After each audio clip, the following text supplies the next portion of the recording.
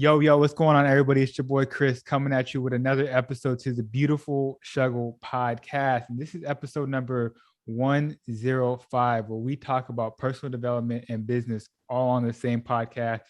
So if that sounds like something that's interesting to you, feel free to join the family, join the community. We drop a new episode every single Monday of the week.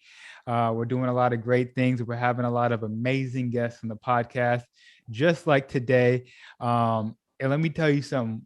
I always get excited when we have guests on the podcast, but I get even more excited when we bring somebody on that's talking about a subject that we've never really dove into or discussed before. So I'm super excited for today's episode. And you guys are in for a treat today, because let me tell you, we got just a straight up beast that's coming on the podcast today. All right. So a little bit about my guest. She is a digital marketing and branding expert. She helps brands and companies master TikTok, social media, and whatnot. She's worked with some of the biggest companies out there like YouTube, Adobe, TikTok, and recently had a partnership with Google, which is pretty dope. Built up a huge following on TikTok. Welcome, Andrea Mora. How you doing today? I am great. Thank you so much for having me. It's an honor. I love your stuff. So thank you so much for thinking of me. Absolutely, got to. And thank you for jumping on today's episode. We really appreciate it. Thank you for giving us a piece of your time. Absolutely. Anytime. It's a Monday. So we love that. Absolutely. So just before we get into your story and we get into, what you got going on, I seen recently you were handpicked it as one of 150 creators that TikTok chose for their TikTok Latinx creative program, which is absolutely amazing. Congrats to you on that. Super dope. Um, Thank you. Yeah. It's super exciting. I'm so thankful for the app to be able to support us that way. I was just gonna say, like, I didn't even know they did that, and for them to spotlight 150 Latinx creative is absolutely amazing. It makes me happy. I know it makes a lot of other people out there feel like there's hope that there's an opportunity for them. That there's people like you that are coming in. But I'm curious. I mean, how did you feel when you found out? And let us, if you could, give us a little insight on the whole experience and whatnot. Yeah, absolutely. So, basically, a TikTok Latinx Creative Program is a 10-week program that focuses on supporting Latino creators and basically being able to expand their personal brand, hook us up with opportunities, help us with Super dope. collaborations, both professionally and personally, which Wow. I'm like super thankful for. Like so far, we've had guests like Jay Balvin come in and talk about like their experience in the industry and kind of like how they view success and how they've been able to manifest all these things. And Eva Longoria is part of the program. She's basically Mm, putting together the roster of amazing people. So I'm beyond thankful to be chosen for this because this is the first year. So who knows? Maybe next year a lot of us will come back and we'll mhm, be sharing our experience. And it's been great. When I found out, I couldn't believe it. They've received over 12,000 applications. So I never thought that, mm. they were even going to see mine. I actually applied probably a couple minutes before the deadline was done. I Hmm. applied like at 11:50 p.m. The day like right before. So Wow. I had about 10 minutes and I didn't apply because since I did an ad for it, TikTok paid me to make an ad for the program. I was Hmm. like, oh, like they're definitely not going to choose me because if they do, it might look weird considering I made an ad for it and whatnot. But Right. turns out that TikTok wasn't. They hired a bigger agency that focuses on prices and on judging things in general, like Mm. a very big agency. So they weren't doing the choosing. It Selecting. was Yeah. someone else to make it as as neutral as possible.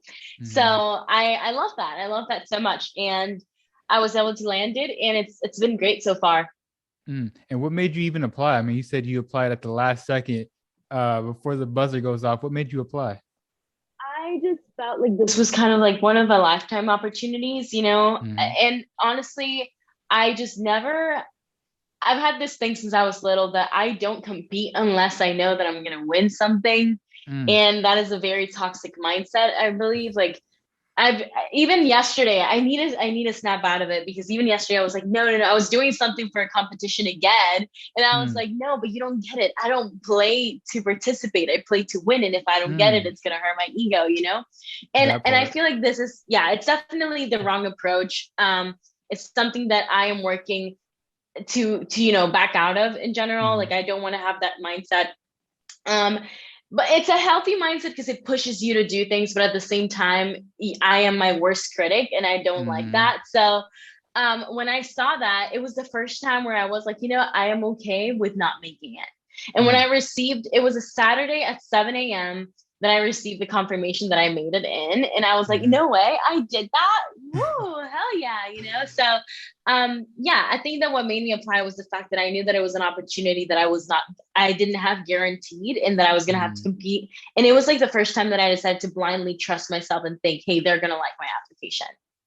And so, did they tell you like why you were chosen or anything like that, or could they have told you that? So they didn't, but I Okay. did snoop around with the requirements and I saw all of afterwards, after I had applied, I saw all of the kind of like the prompts that the judges were making their decision off of. And one was like creativity. The second one was like following the guidelines. The third one was like showcase this, the benefits of the programs, all these other things.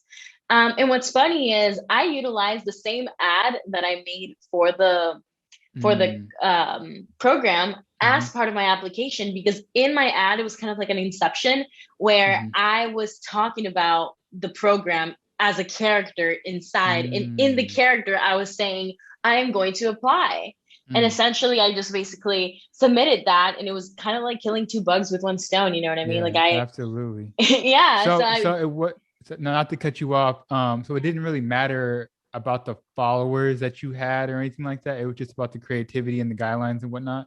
Yeah, Mm, there's a lot of creators that on Instagram they have like a couple thousands, a couple hundred that's followers, and they dope. made it That's in. dope. As long as on TikTok you had over 10K Mm-hmm.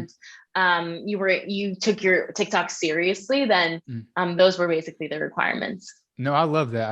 I'm just curious because for the creators out there that do take it serious and want to take it to the next level, it shows that it doesn't, as long as you're taking it serious, there's an opportunity for you out there Yeah. for sure.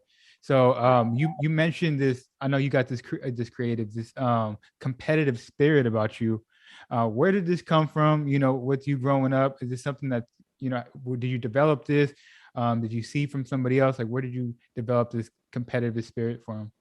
Oh my gosh, definitely my parents. So Mm, I've talked about this with them already, and we've had very serious conversations on that topic now, but it actually stems from trauma.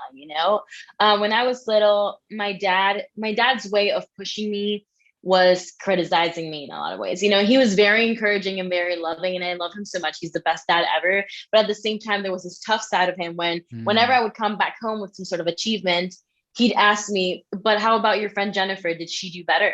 Or like, how mm, about your friend Alana? Did she get it too? Was mm, this not like special tailored to you? And throughout the years, this was a constant conversation. And it mm, wasn't until like 2 months ago where I told them, hey, I got this thing. I don't remember what it was. And my dad asked me, did anyone else get it as well? And I was like, Dad, I'm gonna stop you right there. You cannot keep asking me this mm, because you're putting me down by comparing me to other people. And my mm. mom was sitting next to him, and my mom was like, you see, I told you, because my brother complained about the same thing. My brother Okay. used to hate his classmates because my dad was always asking, like making sure that my brother and I would stand out in some way. So that is where it comes from, which is why I tell you, like, it is something that though it's great to have because it gives you drive and keeps you moving forward. At the end of the day, competition shouldn't be the goal. It should be Mhm, collaboration. It should be, mm, growing together, expanding. And now I'm in this position in my life where, I'm young, I'm 24 and I'm building my business. I'm scaling a lot of things, and I constantly am watching my circle where I'm like, okay, mhm, I just have to make sure that my circle remains small because I want to make sure that like there's mhm. nothing wrong here. And I shouldn't be thinking like that. I should be thinking about Yeah. expanding it and collaborating. So that is basically where it stems from. I'm not necessarily proud of that, but at the same time, I'm thankful because that piece, though it was very traumatizing and Mhm. toxic, allowed me to have the drive that I have. So it's kind of like a in between swords type of thing. No, that's crazy that you said that because I was just curious of where you got it from because same thing with me. I'm super competitive And the same thing I had to learn, like, okay, it's more about collaboration. And if you want to be competitive, I guess you can be more competitive with yourself, and you want to be the best Exactly. that you can be, not necessarily because the next man or the next person is doing better than you. You know, it shouldn't be like that. You know, Exactly. they say comparison is a thief of joy. You know what I'm saying? Hmm. I'm sure you felt that a lot growing up. And I know you growing up, you didn't grow up necessarily in America. You grew up in Venezuela, correct? So I was born in Venezuela, and then Okay. after that, we moved around in a lot of places. I lived in Mm, Brazil, Dominican Republic, and eventually ended up in Panama. So in Panama, that's where I went to high school and had basically my years from seventh grade all of the way until like senior. And then it was until 2015 that I actually got here, in order to go to college. And once I graduated, I moved to LA. if you don't mind me asking, what made you guys move around to so many different countries? Yeah, so in the beginning, the reason we left Venezuela was because they kidnapped my brother. And we got him back. He's chilling, he's living Mm, his best life now, but it was very just traumatizing, you know. And mm-hmm. unfortunately, if you ask any Venezuelan, they'll at least, I guarantee you, like 4 out of 5 will at least tell you, oh, yeah, I've gotten kidnapped before, or yeah, I know someone that has gotten kidnapped before. Because the Wow. truth is, at least from where I see it, and my privilege is keeping me from understanding a lot of other things. But um, at the time, the people that were doing that and whatnot, in a lot of cases, it's not ill driven, it's not evil driven. A lot of the cases, it's, hey, I'm sorry, man. Like, I've had friends that legitimately tell me, like, yeah, dude, someone kidnapped me, but they just put me in a room and waited for my parents to transfer some money because they didn't want to hurt me. They just needed the Mm, money. You know what I mean? mm-hmm. And so it's kind of like a very tough conversation to have, where Mm-hmm. I feel I have a lot of compassion, but I also understand, like, Yeah. there's Yeah. violent people out there. So, it's a complicated subject. But after we got my brother back, it didn't, like, a week didn't even go by until, and one day I woke up to my entire room packed. And my parents were like, hey, well, we're leaving. And I'm like, where are we going? And they're like, I don't know. We chose a random country in the Caribbean. We are leaving. And I'm like, okay. So that's when we moved to Dominican Republic. And previously we had lived in Brazil for a little bit before we made the Mm-hmm. actual leap, big leap. And we lived in Punta Cana. And my parents at the time were working in tourism. So if you know anything about Mm-hmm. Punta Cana, you know that is the place for Yeah. tourism, right? It was beautiful. It is still very beautiful. And we lived there for a couple of years. And after that, we went to Santo Domingo. Then Panama came into the picture because, Panama with El Canal de Panama, it's Mm-hmm. very just useful around the Mm-hmm. world. That's where Mm-hmm. basically everyone crosses to go elsewhere. So Right. my parents were like, hey, that's a very good spot for us, not only to like go into tourism, but also perhaps have some other type of businesses, importation, exportation, or whatever. And that's when we decided to make the big move. And eventually I was just like, you know what? When I graduate, I want to pursue something in the States. So I Mm-hmm. pursued the American dream, and here we are. Yeah, that's absolutely crazy. And I'm curious, how did moving around to these different countries, how did that shape you who as you are today? You know, what are some of the things that you've learned from being in different countries? I mean, you lived in like what, 4 different countries, now 5 different countries, which is absolutely crazy. I can only imagine some of the things that you learned from being in these different environments. Oh my gosh. Yeah. I feel like the first thing that I learned is that we are able to adapt quickly Mm, once we kind of like get thrown yeah, at the deep end. I yeah, always, yeah, like, nowadays, whenever I have to make a big move, whether that's a city or a state or whatever, I'm almost excited, to the yeah. point that after a couple of years in a state or a city, I start getting itchy. Like, I'm like, okay, I gotta leave now. Like, That's which crazy. sucks, because I want to, I tell people, like, the holidays are really sad for me because Mm, it's been years since I'm able to spend it with my family. It's been mm, years since I'm able to spend it with a group of friends that's consistent. mm, So I guess it's just helped me adapt pretty quickly. And in work, it comes a lot in handy because whenever I have clients that are trying to speak to the Hispanic market, I'm like, okay, which one? mm, Because mm. I know all these other different Yeah. countries and all these different cultures. So I guess it really has come in handy, but I will say from a community standpoint, it's really hard for me to build long-term relationships that Mm, are in person. Most of my friendships and best friends are over the phone. mm. And yeah, it's just toughened me up a little bit, but I'm very thankful for that in general. Yeah, that's crazy because look, I haven't lived in 5 different countries, but I've moved a lot in my lifetime from Southern California, Northern California, lived in Oregon. Now I'm in Texas, lived all over the world, lived all over the West Coast, really. But I get that same feeling, that itch where you're like, okay, it's time for me to make a move. You know what I'm saying? It's time for me. And even moving out here to Dallas, Texas, it was exciting, even though moving could be stressful, but I got definitely that feel of it being exciting, you know? Yeah, absolutely. I guess, now that I'm in LA, I found my spot for a while. Mhm. I might try the digital nomading thing. Like my lease ends next August, so I might just like digital nomad around the world. But I feel like just something keeps keeping me in LA, Mhm. keeps dragging my feet back to LA anytime I try to leave. Because I did leave in the East Coast for a little bit, but I just can't, you can't Yeah. replace LA weather, LA No, vibes. no, not at all, for sure. So you came to the first spot was Miami, correct? It was Winter Park in Florida, Okay. And so near okay. Orlando. Okay, Hmm. so you wanted to come out here, pursue the American dream. Talk to us about that experience. I mean, it's another country that you're living in. Talk to us about that experience and what your goals were coming out here. What did you want to accomplish at that time? Yeah, so it's been a wild ride. I came here in 2015, started class in I think it was July 7th, 2015 was like my first day of class at Full Sail University. I went there for media communications and basically learned all the things that I apply in my day to Mm, day. I learned how to use all Adobe products. I learned how to, integrated marketing, all these other things that basically I apply. So I'm lucky to be one of those people that actually found their degree useful because mm, I've heard horror stories. And to be honest, I don't really believe in the whole like higher education bullshit. Like YouTube mm, is mm. probably your best university That's at a half the fact. cost or like 1% of the cost, That's right? a But fact. I'm very thankful that I did have the privilege and the opportunity to go there. I'm not gonna lie, it was really tough. 2016. So Full Sail is basically an intensive college where we barely have any weekends or holidays, and Mm, we have classes from like 9 a.m. to 5 p.m. and then that same night from mm, 9 mm, p.m. to 1 a.m. And that way we can graduate. Instead of 4 years, we graduate in 2 years with our mm. bachelor's, which is really awesome because I was able to graduate at 19. But at the same time, it was It's really tough intense. on, yeah, it was really tough on like finances. I couldn't apply for financial aid, so I had to pay everything off right away. And in 2016, my parents got into this huge like financial hurdle where they were basically bankrupt at that point. Mhm, And they were struggling very hard. They moved into a tiny studio in Panama with my brother and his girlfriend, and they were struggling big time. And mhm. I, of course, wasn't going to ask them to keep helping me because when Right. you're an immigrant, when you're a student and you don't have your work permit yet, you're not allowed to work while you're studying. And at Mm, most, you probably can work with a temporary visa, and you can at most make $150 a month, which is absolutely nothing, right? So nothing.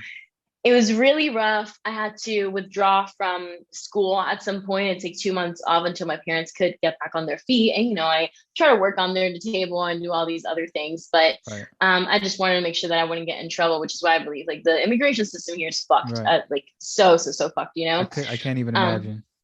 it was terrible. It was very scary. And it was like you see your dreams, you see what you want your day to day to look like, and then it just gets stripped away because of a Mm, piece of fucking paper. And mm, it's just really it was really tough on me and my mental health. But I knew that at the time I basically had a sink or swim type of situation. So those 2 months at Full Sail allowed me to get out of my contract with them essentially, and my mm, professors did me a solid. They all wrote a letter to the dean and everything. So they mm, did, like, they've supported me so much. Those 2 months that I was off, I'm like, I'm gonna go hard on like my dreams and just keep pushing. Like I was not gonna allow myself to lay in bed and cry. Like that was mm, not an mm. option for me because he was either that or go back home. And home. I think there's when one leaves home, there's a quote by Worcestershire, I don't know what their name is, the big poet. And it's when one leaves at home, it's because home is the mouth of a shark. I was dealing with a lot of Mm. mental health issues and I That's was dealing powerful. with a lot. And for what people make here in the States, 5K a month, managing social media, one in our countries, we make $100 at most. So Hmm. it's not a sustainable lifestyle, and that's what people don't understand. Like the privilege to even breathe this air in the first place is, Mm. it's really privileged. So for me, I was like, you know what? I'm going to give it my all. And if it doesn't work out, it didn't. But at least I know that I tried everything. So I started writing on this blog called The Odyssey. And I was basically getting paid $20 per article if it got the most shares. So I was like, as soon as they were up, I was sending it to all my friends, like, share it, please. I need to have these like $20. And at the time, getting $40, $20, it was a mind blowing to me. I was like, Yeah. I'm rich, damn, you know? Right. And then the Odyssey reached out and they were like, hey, we need a creative producer to come to LA. We're going to pay all your expenses for you to come produce for some macro creators and mega creators here. And I was like, okay, cool. Yeah, let's do it. And then they flew me out. I was able to produce some content and then utilize that to basically leverage my portfolio that I had. And then from there, I just started getting picked up by other little businesses. Hey, can you do a video for me here? Can you do a video for my business here? So I was basically focusing on video production. I have a lot of equipment and a lot of experience in that area. And I was able to like help pay my bills that way, you know? So I guess that it was that type of situation where I didn't have the option to back down that really shaped who I am today and how I view the American dream. It truly is how you see it in the movies. It is as fucked as they say. And it's a lot of it's our internal battles. Because at the time, of course, I didn't feel comfortable sharing that with anyone, especially because it was 2016. It was during that election year where not a lot of people saw eye to eye. And it was really hard to just be a brown person in Florida. Absolutely. So you move out to LA specifically. Now you're in the field. You're kind of pursuing your dream at this point. You're around probably people that you want to be around. What's the thing that takes you to the next level, or what's that like, that moment where you're like, yo, I'm gonna do this on my own? You know what I'm saying? I'm gonna do this for myself. Yeah.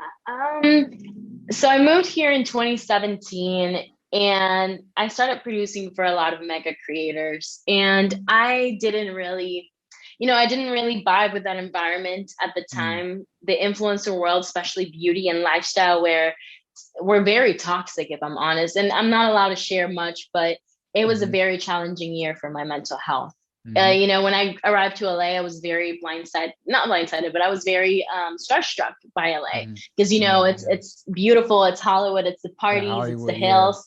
Yeah. And then I was like, oh my gosh, this is my dream. And then I started coming across a lot of people, a lot of creators and influencers that just, we didn't see eye to eye. And that tainted a lot of the influencer space for me. So then I started working at another company called Patel Worlds. And they're basically a community of CEOs and CMOs that we make them to come together into the summit. So I got to meet literally the CEOs and CMOs of like Fortune 500 companies. So it was really dope. I spearheaded their digital stuff there. So social, anything that was like content related, which was super exciting. And in 2019, they basically, they weren't able to sell as many tickets as possible. And they had to let go of a lot of people, myself included, because marketing team obviously like had to be cut off. And that's where like, I guess that's where my fight or flight kicked in again. And I was like, holy shit, what do I do? I had about, a month to find something solid before I would run out of savings. And then I called out my friend Thomas and I was like, hey, I got let go. I have no idea what I'm doing with my life next. And mind you, the experience that I had then was more focused on traditional social media practices than growth hacking and content strategy, the way that I do now. Right. So I was so new in the field. Thinking about it, if I would have been let go like now and I would have dabbled into this field with what I knew then, I would have not made it. You know what I mean? So I was really scared. And then my friend Thomas was like, I'll arrive to LA in like 2 weeks. I'll see you then. I'm like, God damn it. Like nothing's going to come out of that. Right. But then he did call me and he's like, hey, we're hiring. We work with TikTok. We work directly with ByteDance. TikTok's an app. They just merged with Musical.ly a couple of years ago. So we're trying to make it a thing. Do you like want to come over and do and spearhead our marketing side and just like lead that side? And I'm like, sure. I don't know what that looks like, but sure, I'll do it. So I came in and turns out that our client was indeed ByteDance, TikTok before it was cool. This was 2019 where it was still growing, but not at the pace that it grew last year. For people that don't know what ByteDance is, can you explain to them? Yeah. So ByteDance is TikTok's parent company. And basically they own TikTok doing in China. And then after that, they merged with Musical.ly because they wanted to expand to the American, like the other side of the world, right? Right. So that's what it was. And I was there helping with their amplification program, driving user acquisition for people to download the ad, coming up with cool campaigns to make that happen, cool content.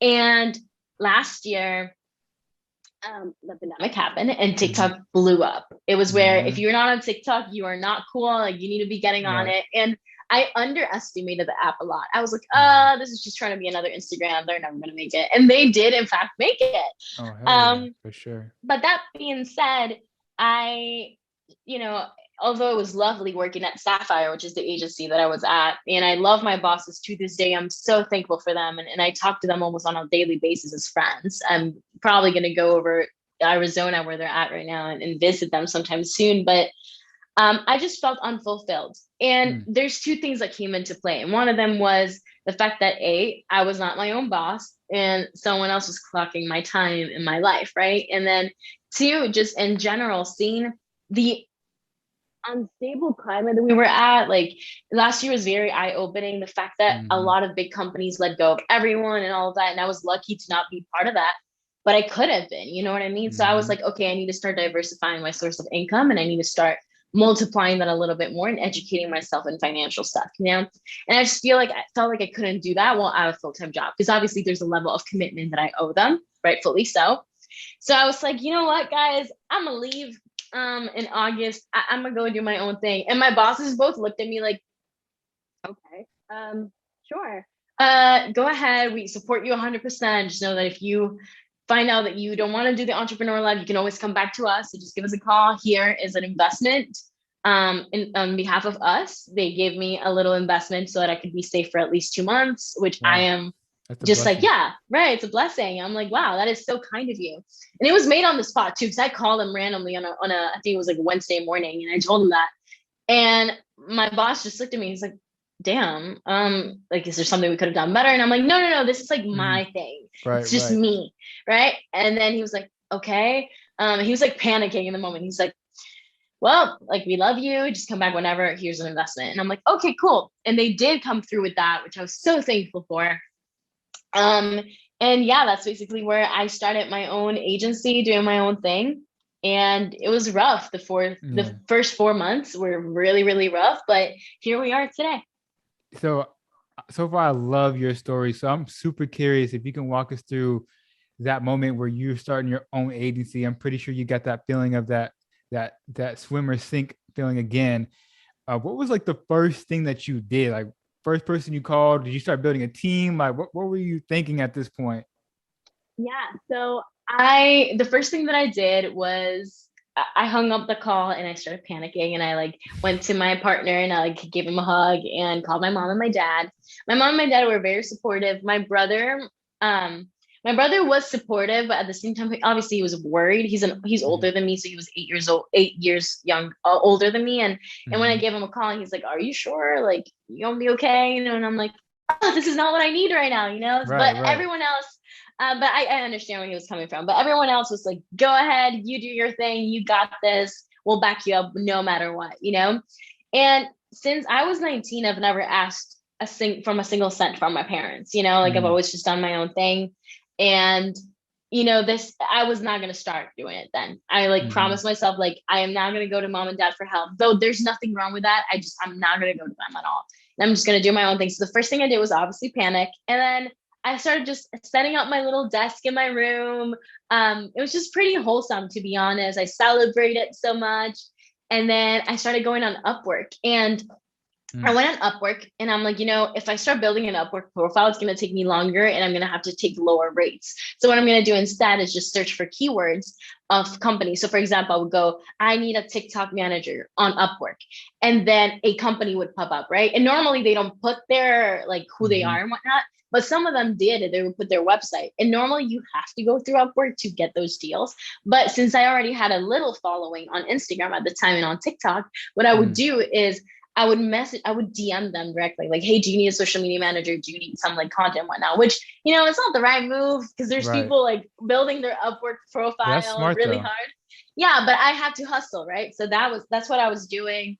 I also, something that I prided myself on is that I have a CRM, an internal CRM that whenever I'm about to launch a project, a big move and one, or whatever that is, I have a list of mentors in the industry that I know that I can reach out to because I've built relationships with them. So as soon as I was done, I sent out a mass email. It was kind of embarrassing at this point, but I sent out a mass email to all my friends and all my mentors saying, hey guys, I just started my own agency. I feel terrified, but if you recommend me to someone, I'll give you $100 in exchange for that referral. And I'm like, whenever I read that email again, it's like so wholesome, because I was genuinely trying. Right.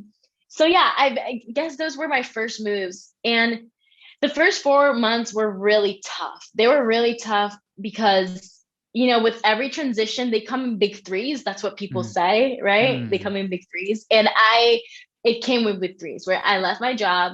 Then I had a best friend fallout, which those hurt, I feel like, more than relationship fallouts, because like if it's a guy or whatever, Tinder, whatever, right? But if it's a friend, like that's rough because that's someone you can fight it with, right? And then lastly, my lease was ending and I knew that I wanted to be away from LA for a little bit. So I went to the East Coast with my partner. We were there in Ohio, out of all fucking places. And, Ohio and me, I don't know. We don't mesh really well because of the weather and everything. It's just really cold. Definitely not for me. So that was my big three, right? I was changing my space. I was changing my relationships and friendships. And lastly, I started a new business. So it was pretty fucking lonely, man. Like I probably talked to 2 people at most during those 4 months. But yeah, I was able to really find strength within me. And to be honest, it's still a constant battle, but it was exciting to at least start something new and pioneer something new for myself. Absolutely. So what was that moment for you that just kind of switched and stuff started turning up a little bit? Maybe you started getting more clients and whatnot. Maybe you started getting a lot more confident. What was that moment that you just started turning up a little bit, maybe growing your following? What was it? Yeah, so there were a lot of things that came into play. The first thing was my friend Kendra, shout out to Kendra. She was like, hey, I accidentally started an agency because I was managing social media for 3 different clients. Therefore, she's considered a little bit more of a bigger entity when you don't have like one solid client. And the workload is getting really heavy. I actually want to go back to a full-time role for now because I found a really cool gig. Do you want these clients? And I was like, hell yeah. So this happened, to be honest, this happened like less than a month in, which I was super thankful for. Because right off the bat, I was making, to be super honest with you, I was probably making like 2K, 3K, which is pretty decent. Like a month in your first business, that's pretty decent. So then after that, I started going on Upwork and hustling that stuff, probably made like an extra $400 or whatnot. And I completely lowballed my services, by the way, because in the beginning, I was growing mega brands. Like I would take them from 0 to over 200,000 on TikTok real quick, generating business for them and everything. And I was charging them, no kidding, like $250 a month or $350 a month. Which now I'm like, what the fuck were you doing, Andrea? But that's kind of like how you get started, right? So were you just strategizing with them, or were you like actually producing the content for them? Yes, I was strategizing, producing the content, scripting it for them, publishing, like all of that shit for $250, $400 a month. And I'm like, what are you doing? But, to each their own. A lot of friends criticize that. That is what I needed. That is what Andrea of 2020 needed to build that, confidence. So whenever friends would come at me saying, you have to charge 1,000, 2,000, I'd be like, shut the fuck up. I know that already. I just want to do my thing until I feel confident enough, so that my advice to everyone is just follow your own gut. You're going to make mistakes. I don't regret charging that little, but I wish I would have gotten the confidence to charge a little higher. But then that led me to now charging 20K, 30K deals, so you kind of have to like wait things out. So then after that, mid-November, that's when a lot of my clients started coming in for like social media, and they were higher deals. They were probably 4K a month or 5K a month. And I'm like, oh, okay, I see this. Like I see this working out. Let's see. So at that point, I was making a decent amount to be able to pay my bills and also to live a comfortable life that I needed. I did, however, forget about taxes. So I was like, oh shit, 30%. What do you mean? So that's when I started investing in a legal team and an accounting team. So that came probably like 2 months after I took the big leap, which I would recommend everyone to do it beforehand if possible. But but it came in handy afterwards. And then one day I'm doing the cross country road trip to Ohio, and my friend Denver hits me up and he's like, "Hey, um, Tiesto's team just reached out and they need like content people, and I'm good with content, but the strategy part I'm not so good at. Do you want to like tag team this?" And I'm like, "Is it team tag or tag team?" I think it's tag team, right? I don't No, know. it's tag team. Okay, got it, got it. Okay, cool. And I'm like, yeah, let's freaking do it. And then suddenly Tiesto became one of our clients. And this was a whole month worth of pitching, by the way. We were pitching one entire month weekly. A different Mm, tweak was needed, a different thing was needed. And that's when I started really going hard on my spirituality, because I realized that there was mm. something bigger in that moment. And spirituality has like played a massive role in my life. If I could just show you what my side of the No, table looks like right now, it's basically what? no. I said talk about it. Talk about it. Yeah. It's basically right now it's like my little ofrenda for my grandma. I have my light, my candle over here with all her like little trinkets, her favorite snacks, her cologne, because her perfume, because she passed away in 2018, but she became like a spirit guide for me. And then Mm, I have all like my cards, my crystals everywhere. It's played a big role. But the reason I'm bringing this up is because then I was like, the fact that I was on a road trip in the middle of fucking nowhere, I was probably in South Dakota, out of all places. And I get a random text from my friend and he's like, "Hey, Tiesto wants to work with us." I'm like, no way in hell this is actually happening. So I'm so thankful for my friend Denver as well to just trust me with that opportunity. right. And then Right. from there, it just all started going up. It all Mm, started going up because I realized that though I am a co-creator of my destiny and my life, that there is always someone somewhere bigger than us, brighter mm, than us, that's looking out for us. mm, And it mm, comes in forms of different people or for things. sure. Sometimes it'll come in the form of a referral, or sometimes it'll come in the form of someone being at the right place, at the right time Yeah. to save you from something or to pick you up.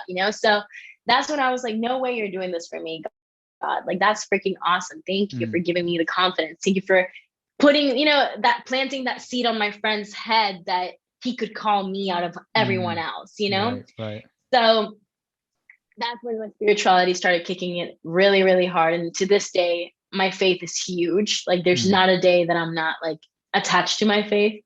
But then January came along and I got COVID, and mm. it almost killed me, man. Like it put me in the hospital, ER type of shit, where I was Wow. so sick. And I had to basically pause operations for 2 months. And I was still doing my work with Tiesto and a couple other big clients. But the truth is, like, all of the other clients that I had that were making up most of my income, probably like what, 70% of my income, like I had to just pause and not charge them for 2 months because I was so sick that I couldn't get the work done. And they were super Wow. kind. They were like, "We'll still pay you." And I'm like, "Nah, don't worry about it. Do you I have a just can't team do at it." this point? I did I have a team? Let me think about it. I did. I did have a team. I was at this point I had a contractor that was with me, but I didn't have the right systems in place where I couldn't tell her like she couldn't manage anything without me. Mm-hmm. And that was Yeah. another Yeah. mistake that I learned the hard way. Is like I was so micromanaging and so focused on like doing things my way that I completely forgot how to train someone else in case shit like this Mm, happens. So at this point, I'm freaking out again. This was probably my lowest point in 2020 because I was sick. I didn't know what the fuck I was doing. And I had to take basically 2 months off. And when I did, that is again where my spirituality kicked in. And I learned very valuable lessons. Like, our bodies are the only thing that matters. Like, we are the only thing we have. We may lose mm, everyone else in our lives, but as long as I have my body and my soul, mm, my mind, like we're with something. And when I was super sick, I started comparing myself to everyone else on social media. I was mm. like, "Oh, that 23-year-old also has a business and it's killing it right now. It's February and I'm here sick laying in bed." And you're right, comparison is the thief of joy because it Mm. stole everything from me at the time. And yeah. No, I was gonna say, I mean, I wouldn't wish this upon anybody, but do you think you needed those 2 months off? Oh yeah. Okay. Okay. Talk about it. See, I thought that's a tough question because I'm like, dang, I feel like I could have learned the lesson another way, but I feel like you could have gone a little easy Right, on right, me, right, God. right. But at the same time, I am so stubborn that I probably wouldn't have listened. Mm. Because you know how many times I hear the same shit Yeah, like, hey, yeah. you should slow down or like take a He needed break. to shut you all the Yeah. way down.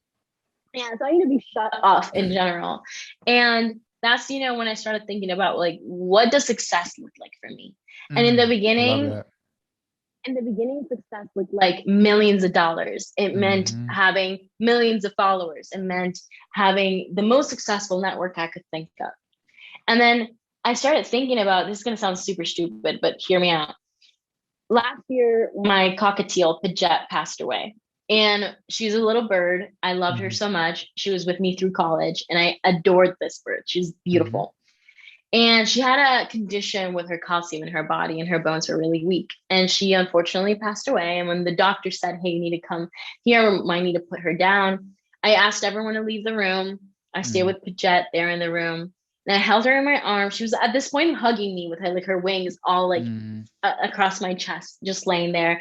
And then I was telling her about all of our adventures. I was like, oh my gosh, Paget, like you were on influencer videos, you got paid for this, you flew on a private jet, like you did all these things. And then that's when it hit me, Chris, that Paget birds cannot comprehend the concept of wealth. Like animals Hmm. cannot comprehend the concept of wealth or importance or anything. I could have been in a dumpster and Paget would have loved me Hmm. the same way, perhaps even more because I would have paid more attention to her, Hmm. you Hmm. know? And then my little dog Scruffles as well. Like we could be in the shittiest of apartments. We could be on the street and he would still love me because it's the connection. It's Right, the right. love, the unconditional support and love.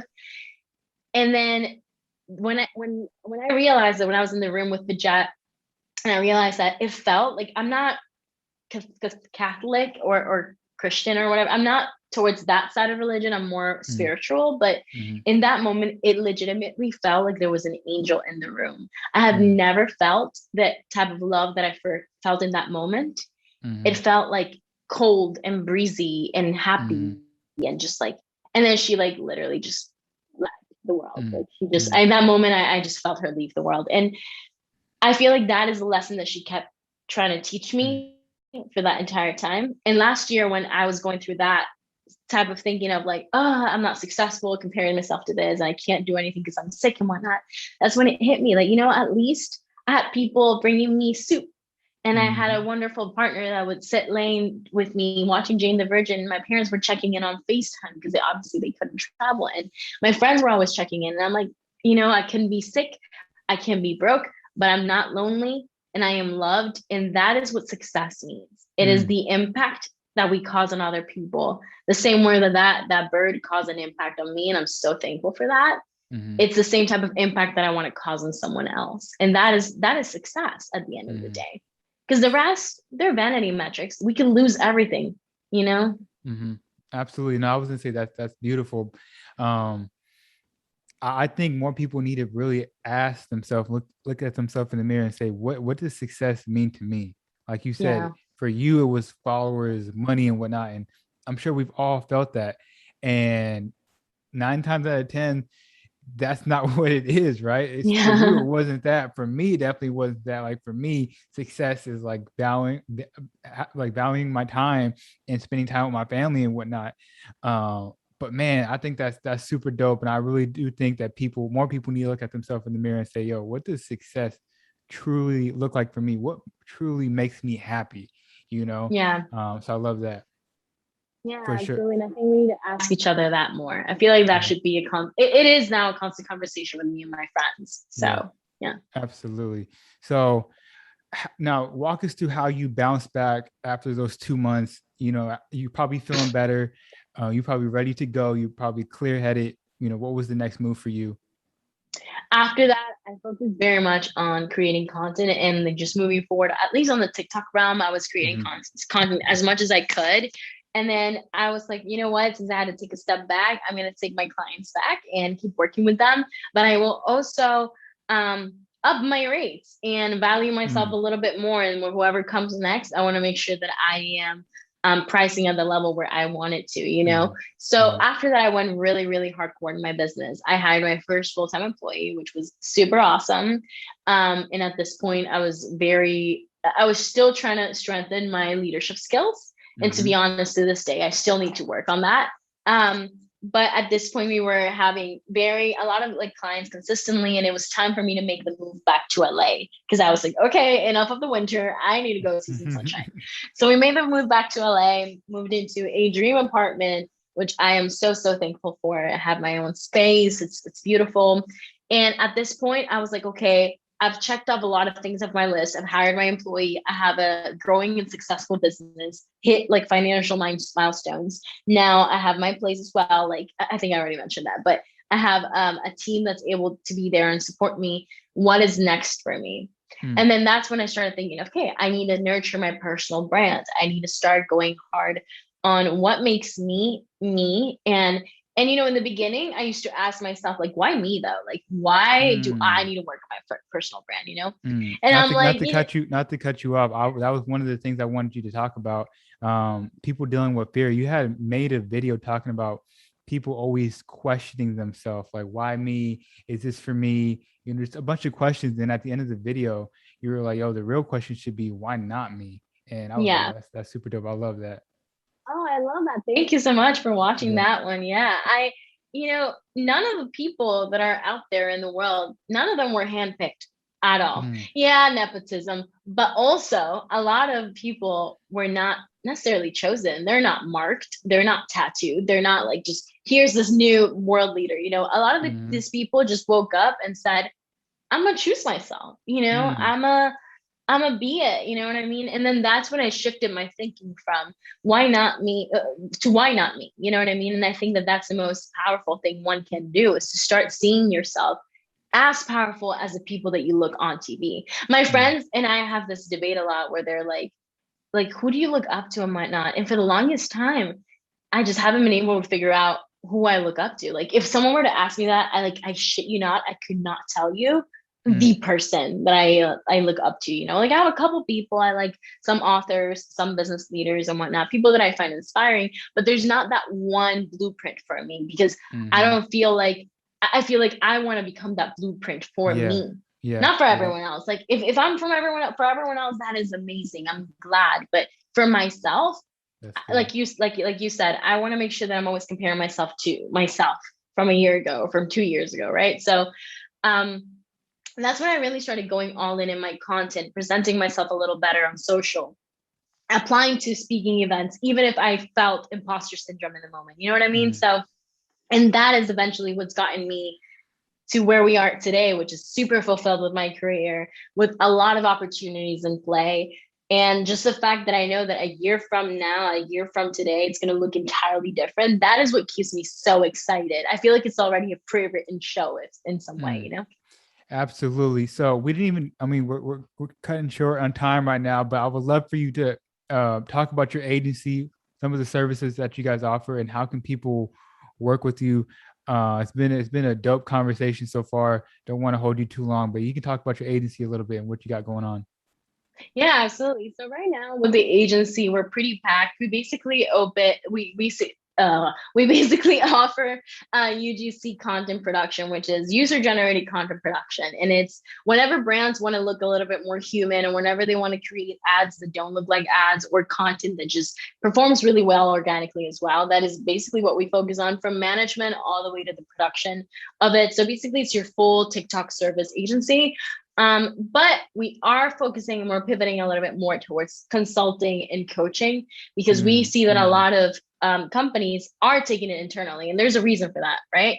They want to build more of a long-term trust with people than just hire an agency to be the face for a couple months and then change. You know what I mean? So I do value what they're doing. So now they're trying to focus more in-house. But what happens with that is a lot of the leadership and marketing teams look like not the demographic that you would see on TikTok. So that right now they need a lot of support in terms of consulting, like having a Gen Zer herself come in and talk about how to actually master TikTok, how to stay up to date with trends, because besides that, their social media manager should be paying probably twice as much if they're going to put TikTok on their plate. So Mm-hmm. might as well bring in someone to guide them rather than hire another agency that's probably costing you 20K a month, right? Yeah, yeah, So we yeah. want to focus more towards the coaching and consulting. And then for myself, I am focusing a little bit more on my personal brand and growing as a creator. I Mm-hmm. see a lot of value in the creator economy. I know that Mm-hmm. not a lot of people like that word, but especially now with Meta and the whole like metaverse thing, I feel like Mm-hmm. there's so much Opportunity. growth beyond and opportunities for the creators, which is why mi gente latina, like I don't want them to not invest into this. And I feel like us as creators should be investing more in the in la comunidad latina, because as you know, like in Panama, in Venezuela, in Dominican Republic, and all these other countries, like we don't get the education that Mm-hmm. we see here. Like here in college, I learned about Photoshop and I learned about After Effects and all these other softwares. Whereas in Latin America, a marketing class looks like, oh, let's just teach you how to find a buyer's persona. Or here's like a template for your email, Yeah, whatever. You know what I yeah. mean? Mm-hmm. Yeah, So makes there's a sense. lot of opportunity here. So I'm hoping that with my personal brand, I can drive some awareness to Mm. that and also do the right partnerships so we can hold the door for someone else. That's beautiful. I absolutely love that. So I had one other question about specifically about your personal brand. I know you've been getting a lot of brand deals lately and you've been working with big companies.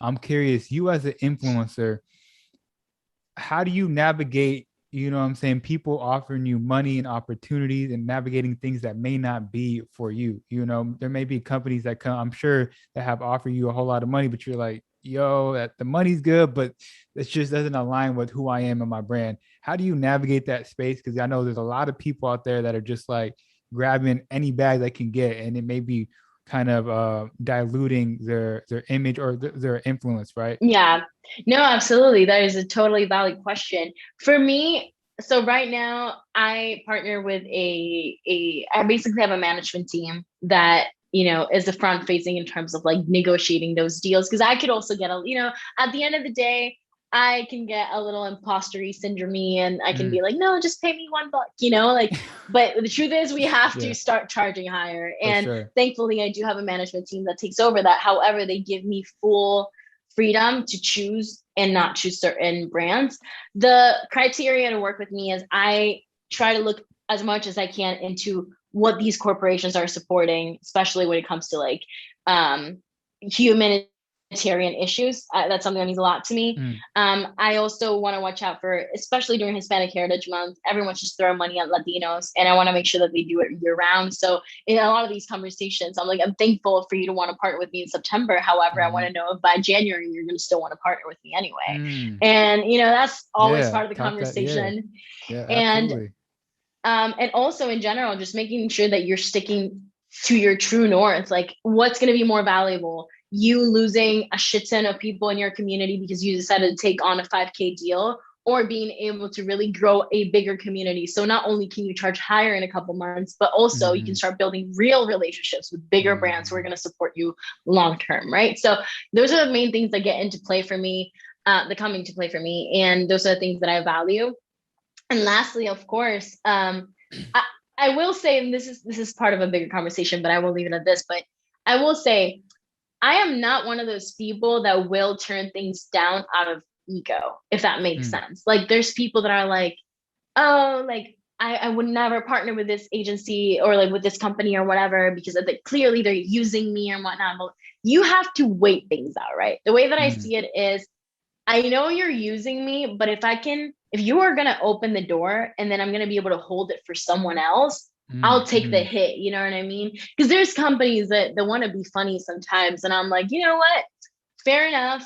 But I'll make sure that whoever comes after me is set. And I'll make sure that I recommend people, all of my big clients, I don't necessarily hire here in the States. I hire overseas and I pay them American rates, because it's Mm. not fair that we're out there paying them $300 when we would be paying someone here 3,000. Like, I'd rather pay the 3,000 to someone over there because they're as talented.